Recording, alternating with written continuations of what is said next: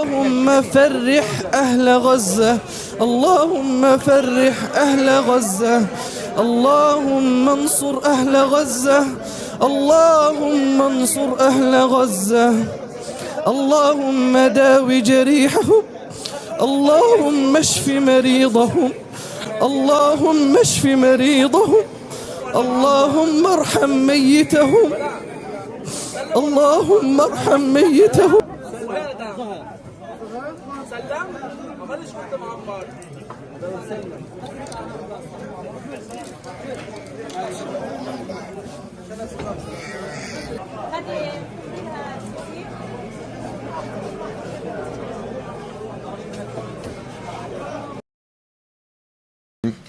Assalamu alaikum wa rahmatullah.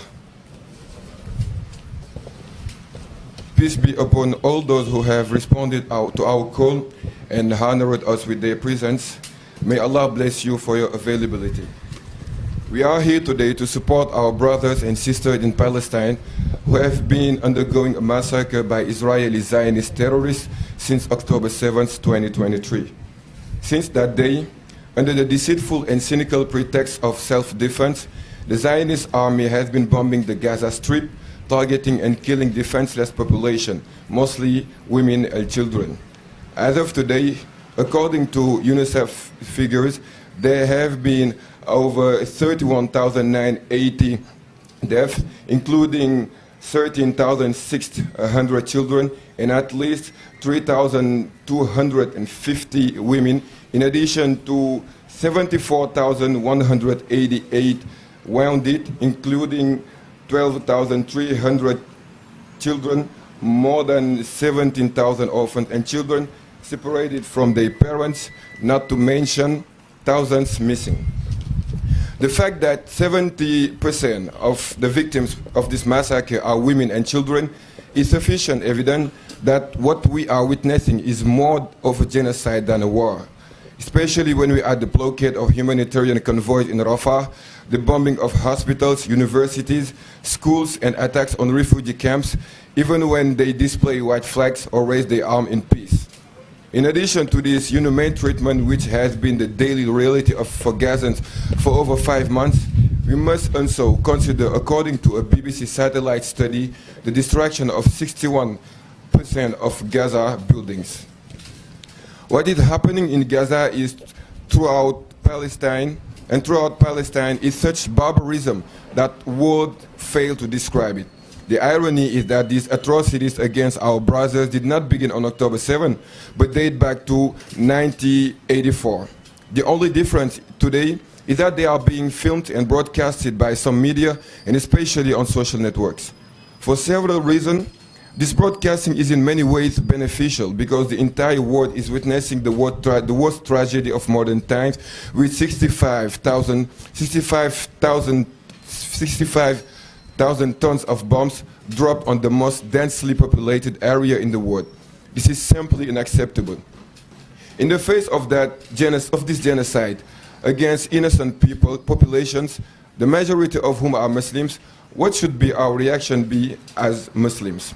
Nobody can, indeed, deny the religious connotation of what is happening in Gaza currently. The hateful discourse and extreme stigmatization of the resistance and, in general, the Palestinian population by the Israeli aggressors and their Western accomplices sufficiently account for it. In their desire to establish a new world order based on counter-values, ultra-materialism, a world without God, or with absolute profit as such, they disregard all the values subsumed under humanism. This is precisely and nothing else that explains their hatred against Hamas, which embodies resistance founded on the principle and teaching of Islam. As we have seen and stated, the atrocities against Palestinian people date back to the late 40s, but today, they taking such a cruel and barbaric turn is explained by the Islamic substrate of Hamas stance. The restraint they could observe toward Arab nationalism, socialism, and all such ideologies, of which they are also the designers, cannot be applicable to those who fight for their rights, their dignity, but also and above all in the name of their religious convictions. Today is how one must understand This is how one must understand the complicit silence, the hesitations, and the procrastination of the UN, human rights organizations, international civil society, to put an end to the martyrdom of the Palestinian people. This is how one must understand the bad faith, the cynicism of Western media, almost all in the service of Zionism. Unfortunately, this is also how one must understand the less than glorious attitude of Arab countries and Muslim countries that have not dared to lift a finger to support the Palestinian brethren and say stop to Israel.